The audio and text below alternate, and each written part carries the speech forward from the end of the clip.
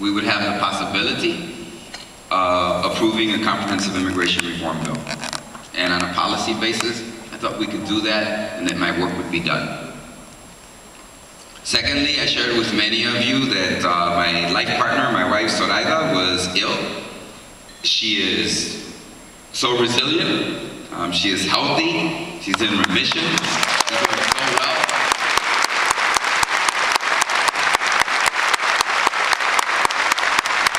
And that it's important, and I know all of us make these kinds of decisions each and every day about what we do in our personal lives and how that affects when we go to work and the kinds of other decisions and judgments we make.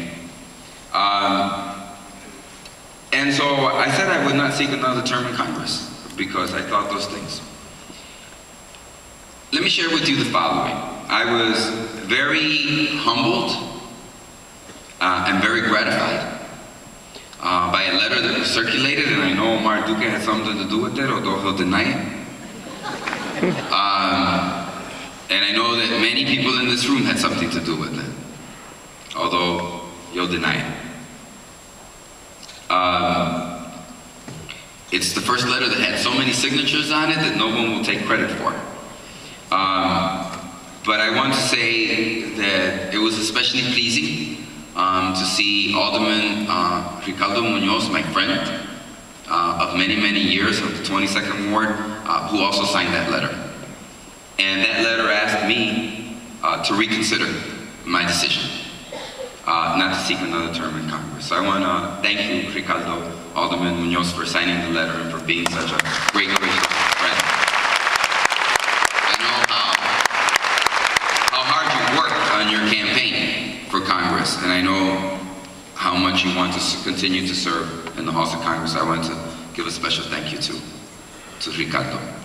And to all of the community-based organizations, and to all of the elected officials, there were many. I want to say again, it was truly a gratifying and humbling experience. We take those kinds of things seriously in the Gutierrez household. We read it, I shared it with Zoraida. We sat down, we spent many hours that first night after we got it. It was last Thursday night, I think, honey. We spent a lot of time going over the options and how we would respond to the letter. And we thought about it a while and we said, what a great opportunity. First thing we did is we went and we talked to my wife's boss, Maria Saldaña. She does a great job as the president of the board of the Chicago Park District. Congratulations, Maria. And we went to talk to her. We talked to her because I wanted to make sure that whatever decision I made, I could count on Zoraida being with me and being part of my life in Washington, D.C. She's done a wonderful job, as many women do, having a career and raising the kids and keeping the house together while I went off to Washington. Well, the kids are grown, and if she can be with me, I think that would make the quality of my life, and I know the quality of my service, so much better. And so we thought about it a while, and we said, okay, maybe we can make this work, but there were other considerations. You know, I've been working hard to get our U.S. Senator Barack Obama elected President of the United States. And I'm going to redouble those efforts to get him elected President of the United States. I just think it'd be, what a breath of fresh air to bring Barack Obama to the presidency of the United States. Democratic Congress, a new Democratic President from the state of Illinois that we worked really hard to elect, and has said, during the first year of his first term, he will work to get comprehensive immigration reform passed in the Congress of the United States. So,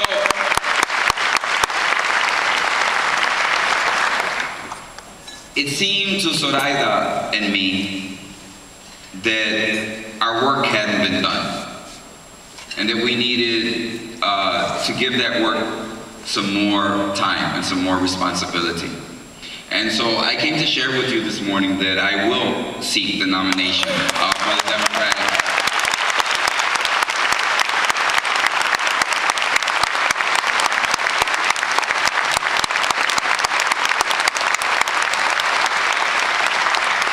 I will campaign hard and go to the people, the women and the men of the 4th Congressional District, and ask them to nominate me as their Democratic candidate for Congress, and in the general election to send me and President Barack Obama to Washington, D.C. to get the people's business done.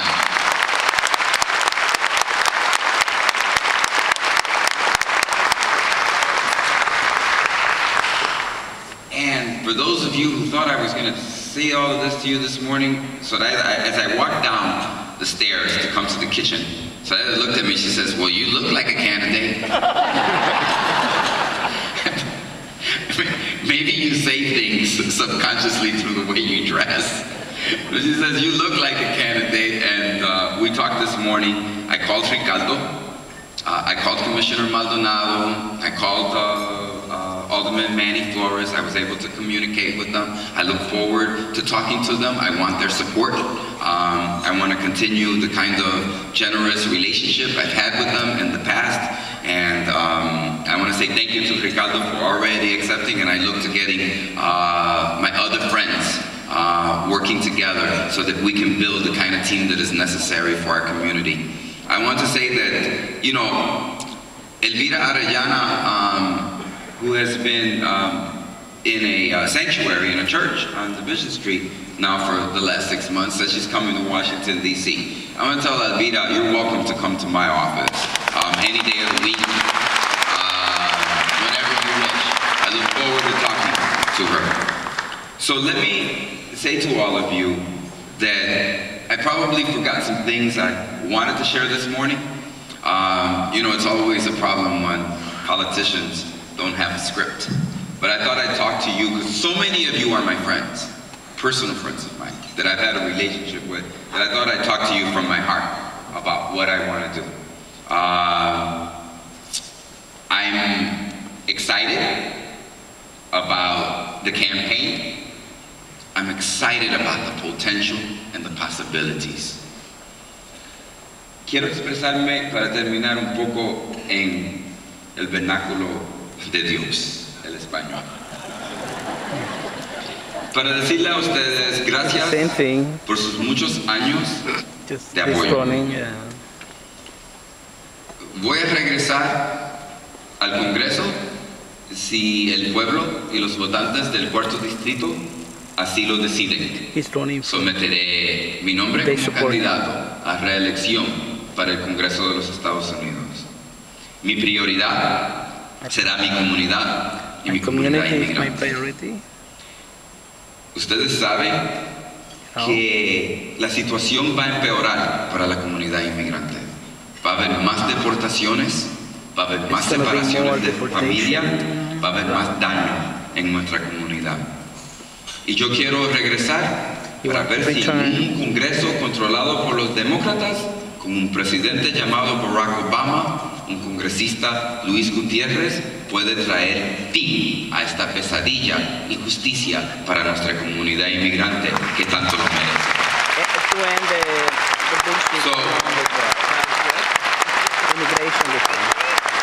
I just want to say thank you. It was gratifying.